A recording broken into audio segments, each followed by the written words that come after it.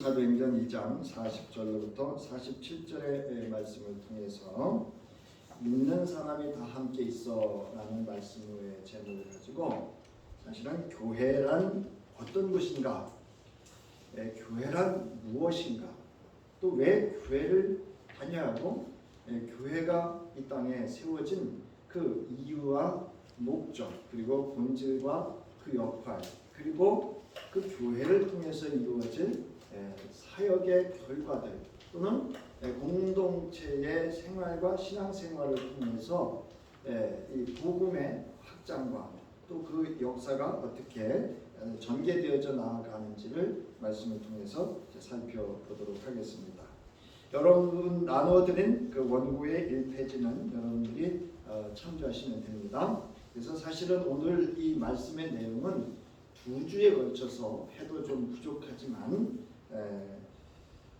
열심히 한번 오늘 말씀을 이렇게 전하고 나누어 보도록 하겠습니다. 그래서 여러분들이 좀 잘 따라와 주셨으면 좋겠습니다. 먼저 이 페이지에 보면 교회란 무엇인가에 대한 개념, 그리고 그것에 대해서 본문 말씀과 함께 교회의 역할, 즉 본질에 대해서 우리가 알아보고 배우도록 합니다.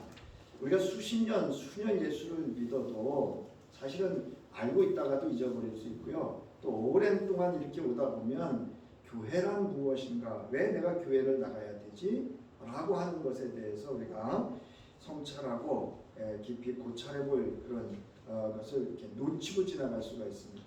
그래서 다시 한번 우리가 교회란 무엇인가, 그래서 교회의 정체성을 통해서 우리의 신앙과 삶에 이 교회가 어떤 역할들을 하는지, 또 그 본질이 무엇인지를 우리가 살펴보도록 하겠습니다. 먼저 사전적 의미를 살펴보면요, 국어사전에 교회란 종교 신앙을 같이 하는 이들의 조직체, 이게 사람, 기독 신앙인의 모임을 의미합니다. 자, 그런가 하면 종교 신앙의 가르침을 선포하며 의식을 행하는 건물, 이렇게 나와 있습니다. 그래서 이거를 우리가 교회 용어에서는 무형교회와 유형교회다 이렇게 말합니다. 그래서 무형교회는 신자들을 의미합니다. 그리고 유형교회는 이 교회 건물, 이 공간의 건물, 즉 우리가 말하는 신앙 공동체의 신앙을 생활을 할 수 있는 모든 역할을 할 수 있는 그 공간을 우리가 유형교회다 이렇게 말합니다. 그래서 이 무형교회의 개념은 예수 그리스도께서 성전 되심과 함께 바울이 너희는 성령이 거하는 전인 줄 알지 못하느냐라는 그 말씀과 함께 우리 신자들이 하나님의 영, 성령이 거하는 전으로서의 무형교회로서의 교회를 의미합니다. 자, 교회 용어 사전에는 에클레시아라고 하는 단어를 씁니다. 그래서 에클레시아라고 하는 단어는 원래 시몬 베드로가 너희는, 예수께서 너희는 나를 누구라 하느냐 했을 때 시몬 베드로가 이렇게 고백을 합니다. 주는 그리스도시요 살아계신 하나님의 아들이십니다. 그랬을 때 예수께서 네 고백은 네가 한 게 아니고 아버지께서 너로 하여금 고백하게 했다. 내가 그 위에 교회를 세우겠다 했을 때 그 교회라는 단어에 처음 예수께서 언급하는 에클레시아라고 하는 단어가 사용되어집니다. 근데 오늘은 사실은 오늘 본문에서는 교회라는 단어보다는 여기 보면 날마다 마음을 같이하여 성전에 모이기를 힘쓰고 집에서 떡을 뗐다. 그래서 여러분 교회는 이 사도행전의 교회는 오순절을 기점으로 해서 성령 이전의 교회가 있습니다. 그게 이제 예수 그리스도의 승천과 함께 예수님이 뭐라 하셨어요? 내가 승천하면 누가 오신다 그랬어요? 보혜사 성령께서 오실 것이다 라고 해서 그 보혜사 성령을 기다리며 오직 기도에 힘썼던 그 모임이 오순절 이전에 교회라 할 수 있습니다. 그래서 이 당시에 가정이었죠. 집이었죠. 그리고 오순절 이후에 성령의 역사와 함께 이제 예루살렘을 중심으로 교회가 시작됩니다. 이 당시에 예루살렘 교회는 성전 중심이었습니다.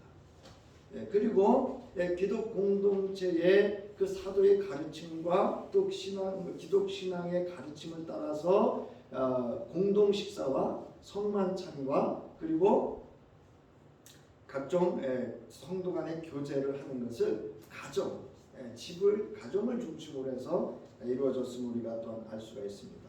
그래서 사도행전은 오순절을 기점으로 이렇게 나눌 수 있지만 또 지역으로 보면 오순절 이후에 예루살렘을 통해서 성령의 폭발적인 역사를 통해서 기독교가 박해의 대상이 됩니다.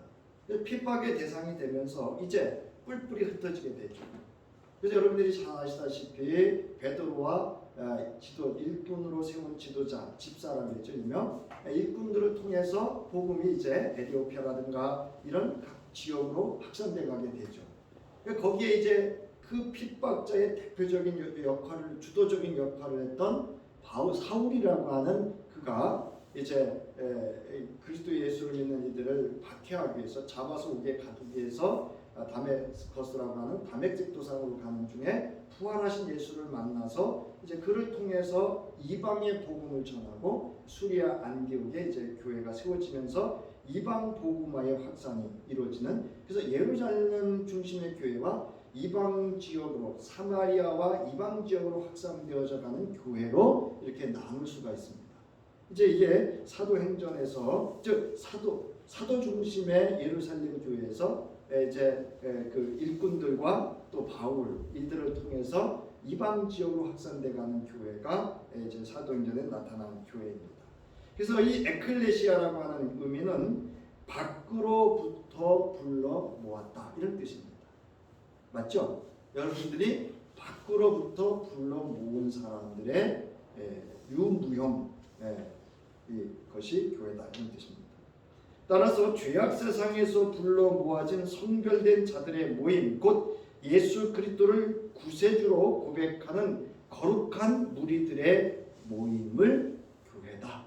이렇게 에클레시아로 이렇게 교회를 정의하고 있습니다. 자, 그래서 지금 말씀드렸듯이 이제 또한 교회는 오순절 전후, 즉 성령 강림의 이전과 이후 교회의 모습은 달라져 갑니다. 그래서 이제 성령의 충만함을 받은 이들을 통해서 예루살렘에서는 성령의 능력과 역사로 폭발적인 예수 그리스도의 복음의 운동이 역사가 나타나고, 이제 그것으로 인해서 유대인들과의 갈등 속에서 성전 중심의 교회가 박해를 통해서 이제 흩어지는 그런 교회로, 그래서 지금 앞서 말씀드렸듯이 수리아 안디옥 교회의 이방 지역의 복음의 확산, 그래서 이 수리아 안디옥 교회에서 이 바울이 파송됩니다. 그래서 여러분 그 춘천에 있는 안디옥 교회가 이 수리아 안디옥 교회입니다. 그 안디옥 교회 이름을 빌어서 이렇게 지은 거죠. 그래서 이거는 궁극적으로 예수님께서 승천하시기 전에 하신 말씀 있죠. 사도행전 1장 8절에 있는 말씀인데요. 우리 함께 읽겠습니다. 시작. 오직 성령이 너희에게 임하시면 너희가 권능을 받고 예루살렘과 온 유대와 사마리아와 땅끝까지 이르러 내 증인이 되리라 하시니라.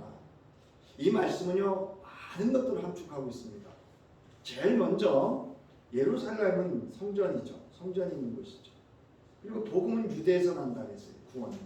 그래서 유대 중심. 사마리아에는 이스라엘입니다. 이스라엘은 하나님의 택하신 백성들이었습니다. 그리고 이제 온 유대와 사마리아와 땅끝이라고 하는 것은 이방. 그리고 땅끝은 오늘 지역이 아니라 각각의 사람을 의미합니다. 저와 여러분이 땅끝입니다. 자, 이로써 내 증인이 될 것이다. 그 말씀이 성취되어져가는 그런 것이 이 교회의 역할. 교회가 그 중추적인 활력소와 그 원동력이 되는 교회가 그 역할을 하게 됩니다. 이 교회의 별칭은 아주 중요합니다. 이건 뭐냐면 교회란 무엇인가라고 하는 그 교회의 정체성을 가지는 표현이기 때문에, 특별히 주로 사도 바울이 교회에 대한 정의를, 개념을 이렇게 정체성에 대해서 설명을 합니다. 이거는 그 고린도 지역이라든가 또는 이 다른 지역의 기독 공동체에서 필요로 하는 그 교회 공동체가 어떠한 정체성을 가져야 되는지에 대해서 이야기할 때 주로 이야기했던 이야기인데요. 먼저 고린도 교회에서는 고린도전서 3장 16절부터 17절에서 교회의 거룩성을 강조하는 하나님의 교회는 뭐다? 하나님의 성전이다. 이렇게 그러니까 그렇다고 해서 우리가 교회를 성전이다 하시면 안 돼요. 성전은 성전 시대는 지나갔습니다. 누가 우리의 성전이죠? 그리스도 예수가 믿는 자, 신자와 성도의 성전인 줄 믿으시기 바랍니다. 그러니까 그리스도 예수 안에 있다는 얘기는 지금 어디 안에 있다는 거예요? 성전 안에 있다는 얘기입니다. 자, 고린도전서 3장 16절부터 17절 너희가 하나님의 성전인 것과 하나님의 성령이 너희 안에 계시는 것을 알지 못하느냐. 이 고린도 지역이 아주 음란하고 부패했습니다. 그래서 이렇게 하죠. 17절에 보면 그래서 누구든지 하나님의 성전을 더럽히면 하나님이 그 사람을 멸하시리라. 하나님의 성전은 거룩하니 너희도 뭐하라? 거룩하라. 여기 더럽히다라고 하는 것은 이 파괴한다는 겁니다.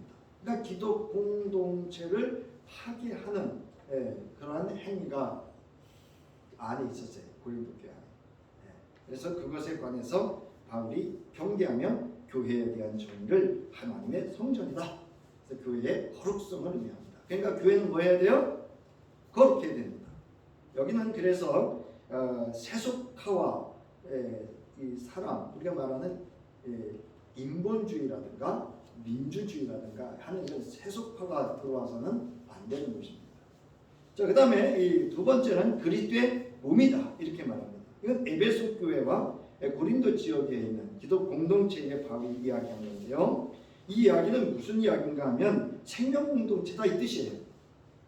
자, 교회의 유기적 단일성을 강조하는 이름으로써 성도가 머리 대신 그리스도를 중심으로 서로 연합하고 교제함으로 유기적이라고 하는 건 이게 생명이 생명으로 이어가는 걸 의미합니다.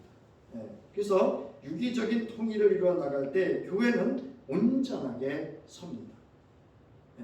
여러분 우리는 이 뒤에 나오지만 바울은 하나님의 가족이다라는 표현을 씁니다. 이제 그리스도 안에 예수 안에서 가장 좋은 명칭이 뭐라고요? 가족이고 형제와 자매입니다. 그래서 이렇게 형제여, 자매여 이 호칭이 우리 그리스도 안의 공동체, 그리스도의 몸된 안에서의 공동체의 호칭이 되면 참 좋은 그런 호칭이죠. 자, 그래서 이 그리스도의 몸이라고 하는 것은 그리스도와 성도의 교제. 여러분 교회 와서는 누구와 교제를 먼저 이루죠? 예수 그리스도와 교제를 이루죠. 그리고 그 교제를 이룬 성도 간의 교제가 이루어지는 것이 바로 유기적 교제라고 하는 거예요. 그래서 그리스도 안에서 한 몸을 세워가는 것. 그래서 교회를 그리스도의 몸이다 이렇게 말합니다. 그래서 에베소서 1장 22절부터 23절에 보면 하나님께서는 만물을 그리스도의 발 아래 굴복시키시고 그분을 만물 위에 교회의 뭐로 삼으셨다? 머리로 삼으셨다. 머리라고 하는 것은요 주권자이시고 통치자이시고 지배자라는 뜻이에요. 그러니까 여러분 교회의 주인은 누구예요? 네? 그리스도 예수입니다. 자, 그 다음에 교회는 그리스도의 몸이요 만물 안에서 만물을 충만케 하시는 분의 충만합니다. 즉 생명, 그리스도의 생명의 채로 이루어진 주님의 몸이라는 거죠. 그래서 우리가 피로 값주고 산 교회라는 의미가 바로 여기에 있습니다. 여러분 피로 값주고 샀다는 얘기는 뭐를 지불했다는 거예요? 생명을 지불했고 부활의 역사를 경험함으로 생명으로 이루어진 몸, 교회라고 하는 것을 의미하기도 합니다. 자, 그리고 여기 보면 에베소서 2장 22절에서는 함께 지어져 간다 이렇게 얘기를 합니다. 그러니까 여러분 교회는요 뭐 하는 것이냐? 서로가 그리스도와의 교제를 통한 성도 간의 교제를 통해서 그리스도의 몸을 세워가는 것이 교회인 줄 믿으시기 바랍니다. 자, 그 다음에 하나님의 거하실 처소다라는 겁니다. 자, 히브리서 12장 22절에서는요 하나님의 하늘의 토성이다 이렇게 얘기해요. 그래서 하나님의 거하실 거처가 아니고 여러분 처소라고 하는 걸 처소가 뭐냐면요 임시, 여기 나오죠. 사람이 살거나 임시로 머물러 있는 곳이 거처입니다. 이건 무슨 얘기냐면 예루살렘 성전의 문제가 뭐였죠? 하나님을 어디다 가뒀어요? 성전 안에다 가둬뒀다.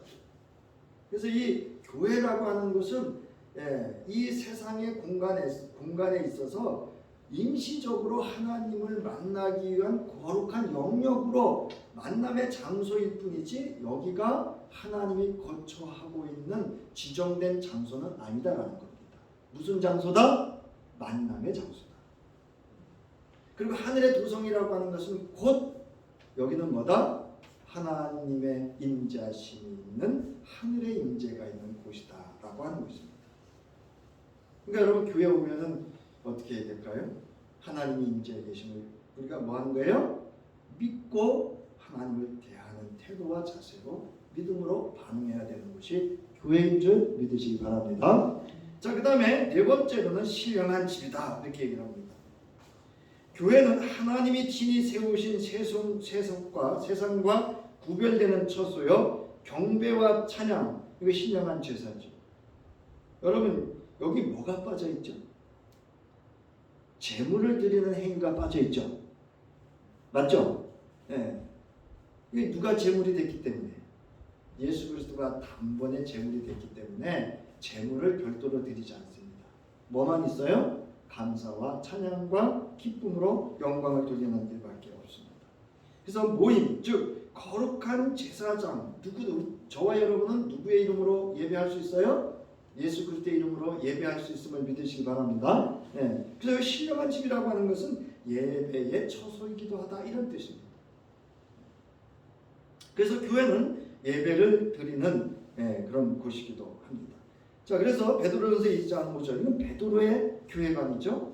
살아있는 돌과 같은 존재로서 여러분도 집 짓는 데 사용되어 신령한 집이 됩니다. 그래서 여러분은 예수 그리스도로 말미암아 하나님께서 기쁘게 받으실 신령한 제사를 드리는 뭐가 된다? 거룩한 제사장이 됩니다. 그러니까 저와 여러분은 거룩한 제사로서 이 교회라고 하는 신령한 장소, 하나님의 집으로 이렇게 되어진 상징적인 장소에 와서 하나님의 임재하심과 거룩한 영역에서 뭐 하는 거예요? 그리스도의 몸을 세워 하나님 앞에 예배하는 것이 교회인 줄 믿으시기 바랍니다. 자, 그 다음에 진리의 기둥과 터다. 자, 디모데전서 3장 15절에 이 디모데전서, 디도서를 우리가 목회서신이라고 하는데요. 이 목회서신은 뭐냐면 성도들을, 그 당시에 신화라는 게 있었어요. 신화라고 하는 게 있었어요. 이게 뭐냐면 유사종교죠. 기독교 입장에서 볼 때 유대교입니다. 유대교의 여러 신화들이 있어요. 신화 이야기들이 이거를 기독교인들을 넘어뜨리는 역할들을 했습니다.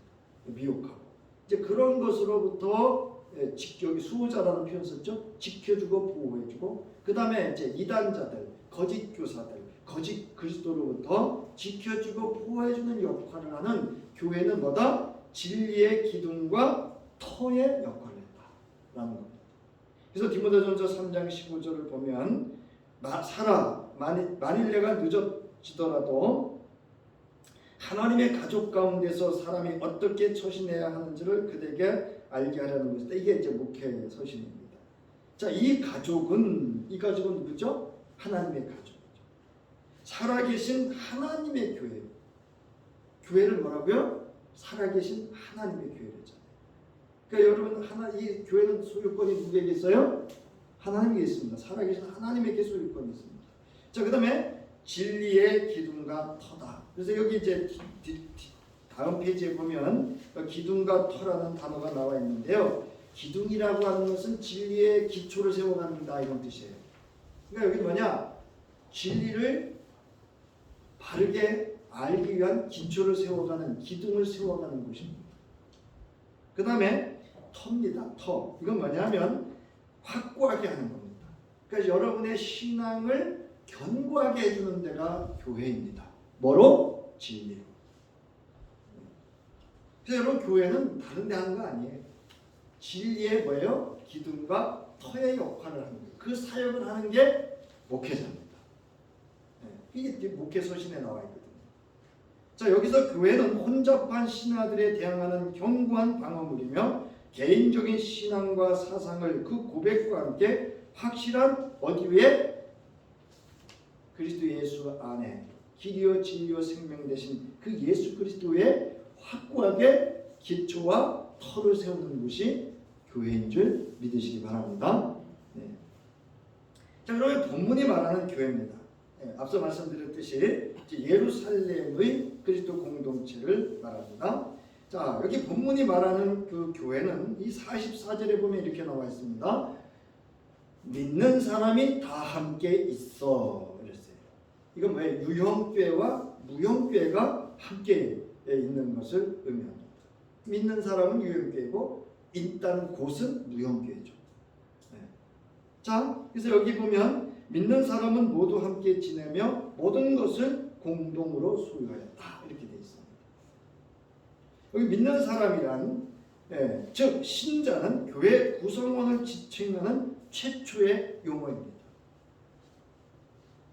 그래서 여러분 교회는 교인도 있어요. 여러분 이 교인이라는 말은 믿음이 없고 그냥 교인 생활만 하는 사람이 있어요.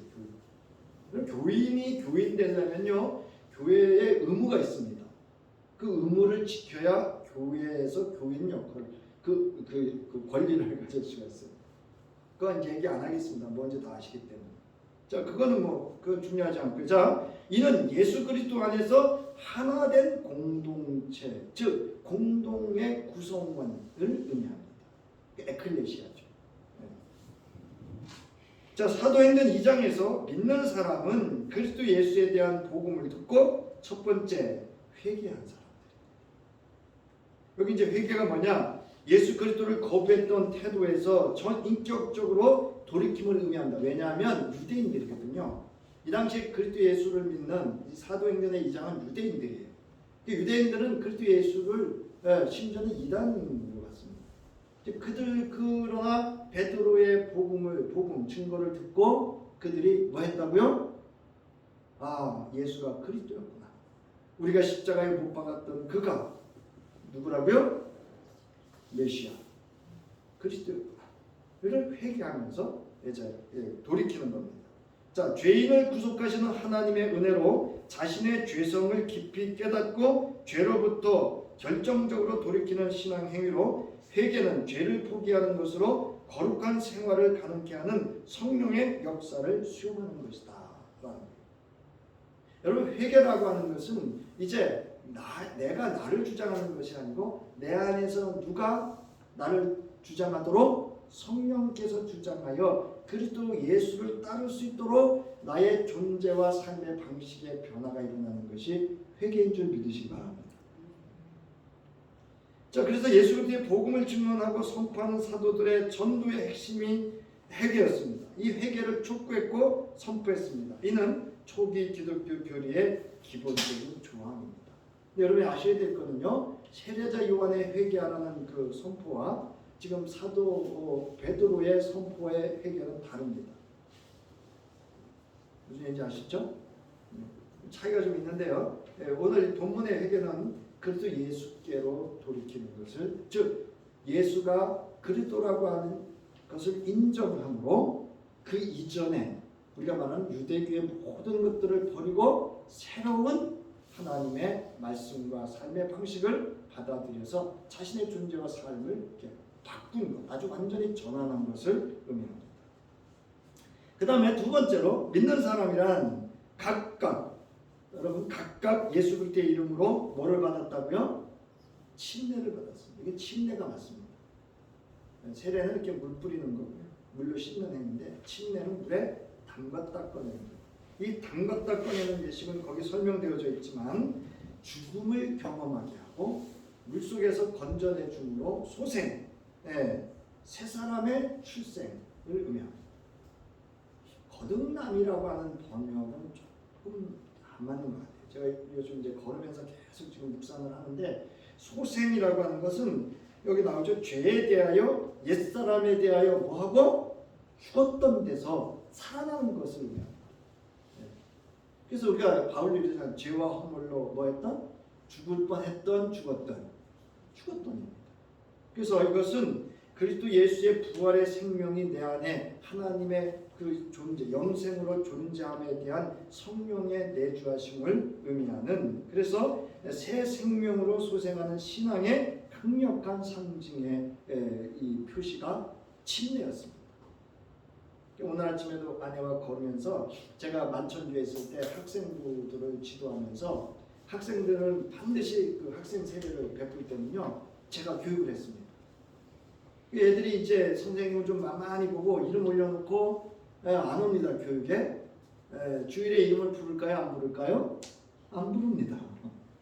그럼 저 삐져요. 그럼 제가 얘기하죠. 너가 이 세례를 그렇게 경홀히 여기고 앞으로 네가 어떤 신앙생활을 할 건지. 이 세례는 여러분 세례는 그냥 하는 사람이 하는 거예요? 하나님 안에서 이루어지는 겁니까? 그리스도 예수 안에서 내가 죽고 사는 일을 교육이 없이 한다는 건 있을 수 없는 거죠. 그래서 교육에 참여하지 않은 이들은 제가 세례 예식에 참여하시겠습니다.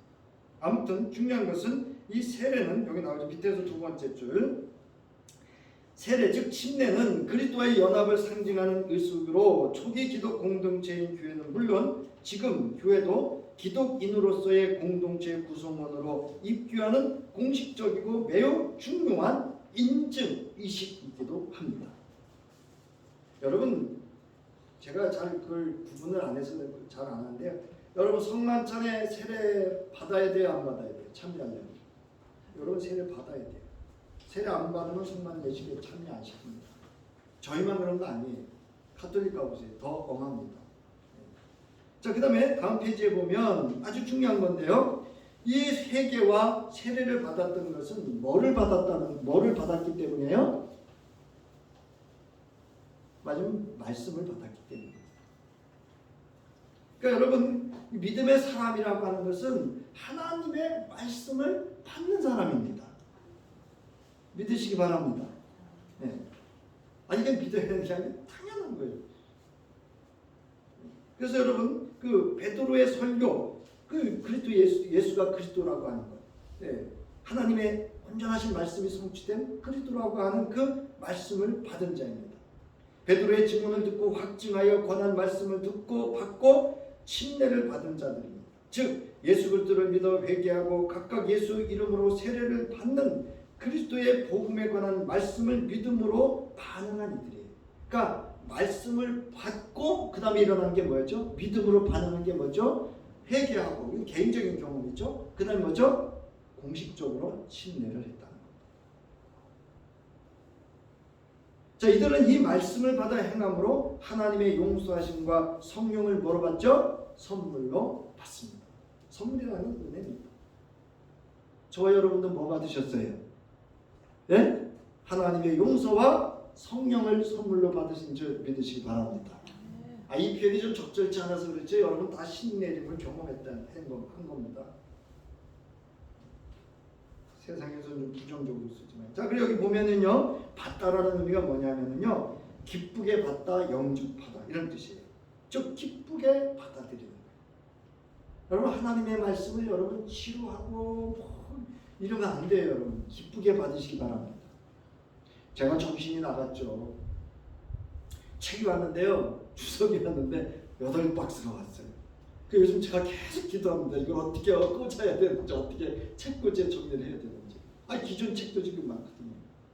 그러나 제가 마음 먹고 있습니다. 기도합니다. 창세기부터 계시록까지 거 다 보려고요. 공부하려고요. 줄쳐가면서. 하나님 우연치 않게 저에게 그걸 살 수 있는 기회를 주셨다고 저는 믿기 때문에 그렇습니다. 여러분 말씀을 받으실 때 여러분 기쁨으로 받아들이시기 바랍니다. 그 다음에 여기 확증하다는 거, 확증. 증거하다는 거예요. 여러분 증거는 내가 보고 경험해야 할 수 있는 진실을 말하는 게 여러분 확증입니다. 여러분 사실을 말하는 게 확증이 아니에요. 진실을 말하는 거예요. 내가 회개하고 침례를 받는 그 모든 과정에서 말씀을 받음으로 예수가 나에게 뭐로 경험되어진 거? 그리스도로 경험되어진 것, 나의 구주로 경험되어진 것이 바로 확증입니다. 자, 그 다음에 다 함께 있다라는 것은 뭐냐? 여기 나오죠? 똑같은 곳에 또는 같은 곳에서, 즉 믿는 모든 사람은 함께 있어 라고 하는 것은 함께 지내다 이런 뜻이에요. 여기서는 공동을 의미합니다. 공동. 자, 그래서 먼저 이 다 함께 있을 때 이들이 한 것이 뭐냐면요, 여기 나오죠? 믿는 사람이 같은 공간, 즉 같은 거처에서의 공동생활과 신앙의 생활이 함께 있었다는 것을 의미합니다.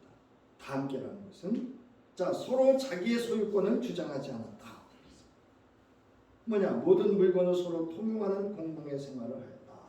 그래서 이 당시에 기독 공동체는요, 가난하지 않았답니다. 여러분 이제 5장에 나오죠? 아나니와 삽비라가 자기 땅 팔아서 속이는 거. 땅을 팔아서 공동체가 함께 공유했다는 거죠. 그래서 부한 자도 가난한 자도 없었던 초기 교회가 그랬다고 합니다. 아무튼 뭐 초기 교회가 그랬고요. 자, 그래서 공동으로 소유하다라는 뜻이 원문에 가까운 해석인데요. 각자 모두는 소유권을 주장하지 않았다는 의미입니다. 이는 앞서 살펴보았듯이 교회는 하나님의 성전이며 그리스도의 몸으로 주님께서 교회의 머리됨을 인정하는 주님의 주권과 소유권을 인정하는 믿음의 공동체의 신앙관이었으며 생활 방식이었음을 알 수가 있습니다. 여기서는 네 것 내 것 주장하지 않았다. 뭐 이건 좀 제가 웃자고 하는 얘기인데 그렇다고 남의 지갑 꺼내서 내 거 하면 안 돼요. 그런 일이 없으니까 제가 지금 이야기하는데 그 도시의 큰 교회는 자기 건 줄 알고 남의 가방에서 권사님 가방에서 집사님 가방에서 꺼내가고 그러는데 그런 의미는 아닙니다. 자 보세요. 4장 32절 보세요. 4장 32절 많은 신도가 다 한 마음과 한 뜻이 되어서 아무도 자기 소유를 자기 것이라고 하지 않고 모든 것을 공동으로 사용했다. 그러니까 여러분 함부로 썼을까요? 귀하게 썼을까요? 내가 함부로 쓰면 다음 사람이 그걸 사용할 수 있어요? 없어요? 없습니다. 그래서 여러분 교회 물건은 귀하게 쓰셔야 됩니다. 아무튼 거기까지. 자, 그래서 나누어 주다라는 말은 뭐냐면 여기 보면은 그 나누어 주다, 분배하다라는 뜻으로 구제품을 각 사람의 필요를 따라 나누어 주는 것을 나타냈습니다. 이것 때문에 사실은 6장에 가면 이제 갈등이 일어나죠. 교회 공동체 안에. 이런 말이 있습니다. 호의가 권리가 된다. 친족이 호의를 베풀었던 것을 권리로 주장하게 되면 호의를 베풀었던 사람은 큰 상처를 받습니다. 자, 그 다음에 여기 재산과 소유라고 하는 것은 여기 나오죠. 재산은 토지를, 소유는 그 밖에 우리가 말하는 삶에 필요한 도구들을 의미하는 것으로서 중요한 것은 서로 자기의 소유권을 주장하지 않았다는 것은 정말 중요한 것은 하나님의 주권과 하나님의 소유권, 하나님의 성전 대신과 신령한 집이라는 이런 그 교회의 정체성을 인정하는 신앙으로 이루어진 공동체였다는 걸 알 수가 있습니다. 그 다음에 신앙의 공동생활을 하는 것이 여러분 교회입니다. 사도행전 2장 46절로부터 47절에 보면 함께 읽겠습니다. 시작. 그리고 날마다 한 마음으로 성전에 열심히 모이고 집집이 돌아가면서 빵을 떼며 순전한 마음으로 기쁘게 음식을 먹고 하나님을 찬양하였다. 그래서 그들은 모든 사람에게서 호감을 샀다. 그랬어요. 여러분 날마다 한 마음으로 성전에 열심히 모였다. 이 얘기는요. 기도하러 갔다는 얘기예요. 사도행전 3장에 나오죠. 베드로와 요한이 기도하러 올라가다가 성전 비문에 앉아있던 장애인을 만난 이야기 나오죠. 그 기도하러 올라가요. 그래서 여러분 이 교회에 왜냐하면 예수님이 성전을 뭐라 그랬어요? 만민이 기도하는 집이다 그랬어요.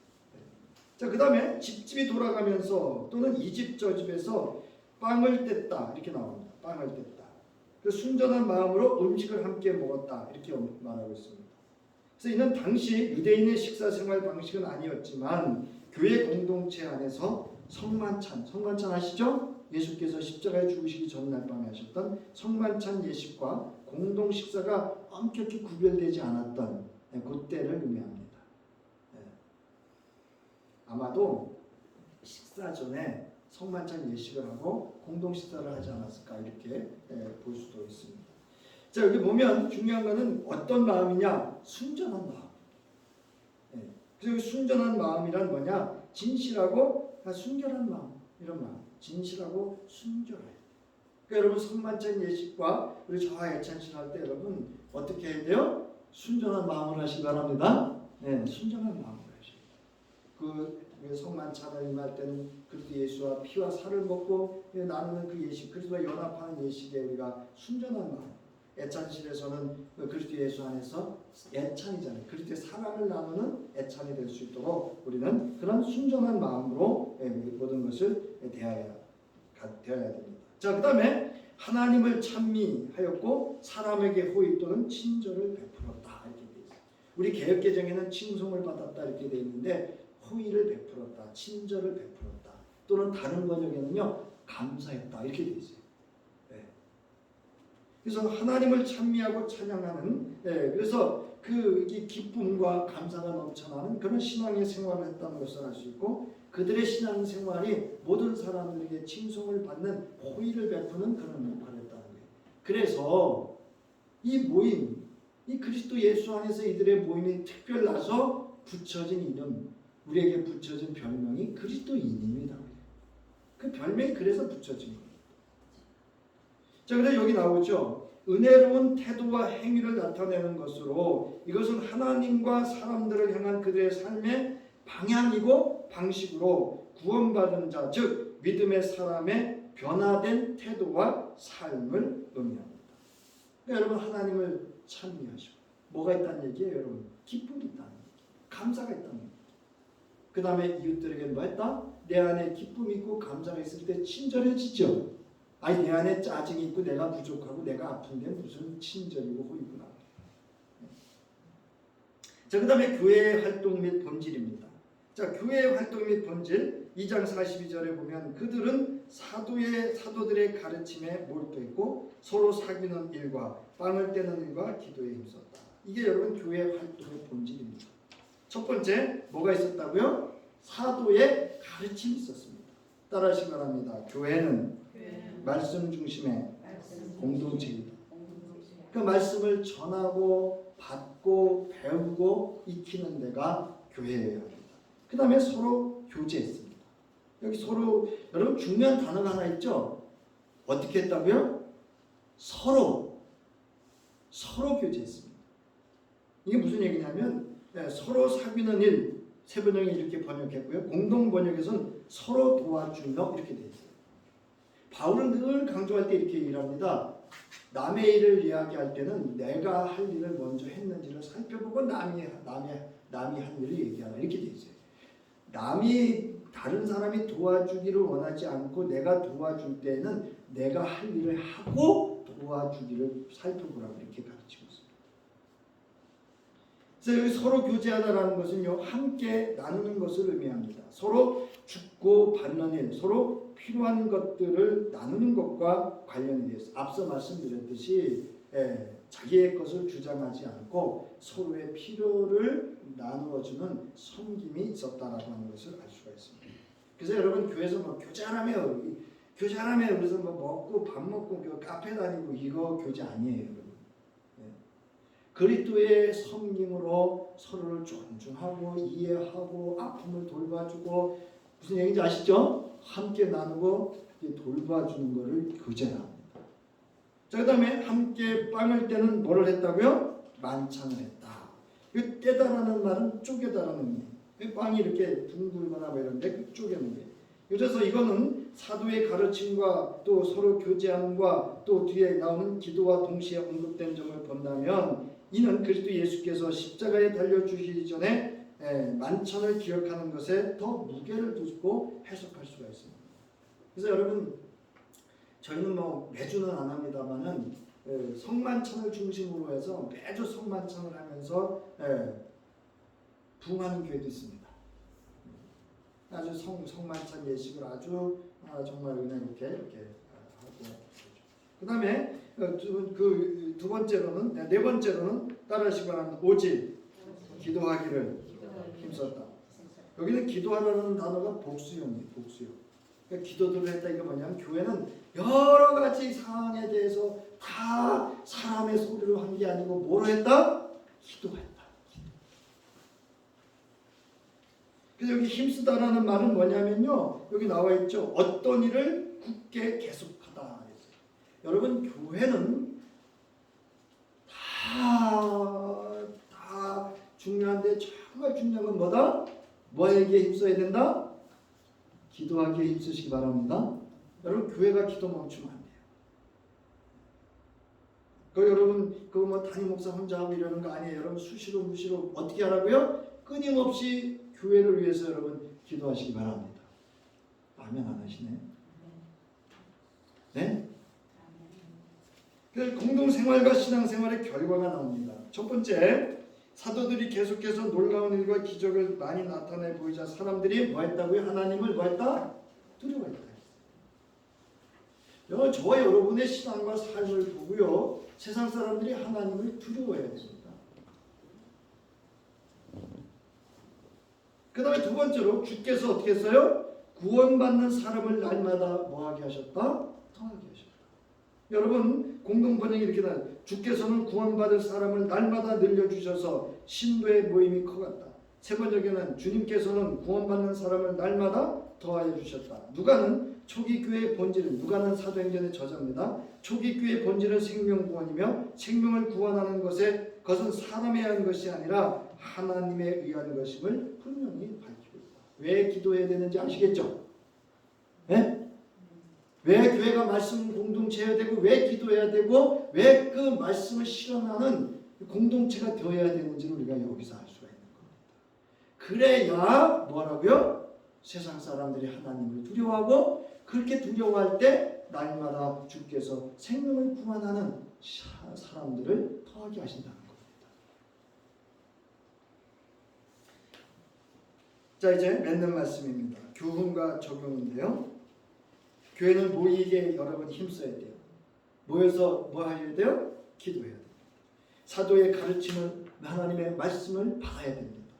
그리고 그리스도의 사랑을 실현하는 서로 나누는 교제와 빵을 떼며 그리스도를 기억하며 서로의 신앙심을 견고하게 하고 부활의 생명을 누리고 이웃에게 친절하게 대하며 오직 기도에 힘쓰는 교회가 되어야 되고 신자가 되어야 합니다. 예루살렘 교회를 본으로 하여 오늘날도 교회의 신앙과 공동생활을 통하여 교회의 본질을 실현하는 성령의 역사와 그리스도의 부활의 생명이 나타나는 생명구원의 역사가 나타나기 위하여 기도에 힘쓰고 이웃에 대하여 호의와 친절을 베푸는 것이 교회여야 합니다. 그러려면 여러분 앞서 말씀드렸죠. 내 안에 뭐가 있어야 돼요? 기쁨과 감사, 구원에 대한 확신을 통한 기쁨과 감사가 있을 때 여러분 이웃들에게 친절해. 내가 허한데 무슨 친절해요. 호의를 베풀 수 없어요. 내가 허하면. 우리 사도행전 4장 23절부터 31절의 말씀을 함께 읽고 오늘 말씀을 마치겠습니다. 우리 천천히 이 말씀을 읽겠습니다. 시작. 베드로와 요한은 훈련하는 길로 동료들에게로 가서 대제사장들과 장로들이 한 말을 낱낱이 일렀다. 동료들은 이 말을 듣고서 다 같이 하나님께 부르짖어 아뢰었다.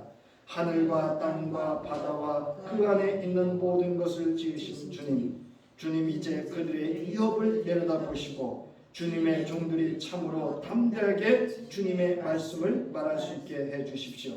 그리고 주님께서 능력의 손을 뻗치시어 병을 낫게 해주시고 주님의 거룩한 종 예수의 이름으로 표징과 놀라운 일들이 일어나게 해주십시오. 그들이 기도를 마치니 그들이 모여있는 것이 흔들리고 그들은 모두 성령으로 충만해서 하나님의 말씀을 담대히 말하게 되었다. 사랑하는 성도 여러분, 교회의 핵심은 모이는 교회, 흩어지는 교회를 통하여 이웃에게 그리스도의 복음을 증거함으로 주께서 날마다 구원의 수가 더해지고 역사가 나타나야 합니다. 오늘 그 교회가 거드리 교회이며 거드리 교회 신자가 그 중심적인 하나님의 말씀을 담대히 선포할 수 있기를 주의 이름으로 축원합니다. 이제는 온 우주 만물을 창조하시고 이 땅에 그리스도 예수를 보내어 날 사랑하시고 구원하여 주시고 이 땅에 교회를 세우시게 하신 하나님의 무한하신 구속의 은혜와 기꺼이 십자가에 죽어주심으로 나의 모든 죄악을 대속하여 주시고 나의 구주가 되어주시고 나의 몸된 교회가 되어주신 우리 주 예수 그리스도의 구속의 은혜와 이제 우리로 하여금 성령의 전이 될 수 있도록 내주하셔서 역사하시는 성령의 감동감과 역사 충만하심으로 하나님의 말씀을 담대히 선포하는 교회와 주의 성도가 되기를 결단하며 돌아가는 저희들 위해 성부, 성자, 성령의 이름에 크신 은혜가 함께 하시기를 간절히 축원하옵나이다. 아멘.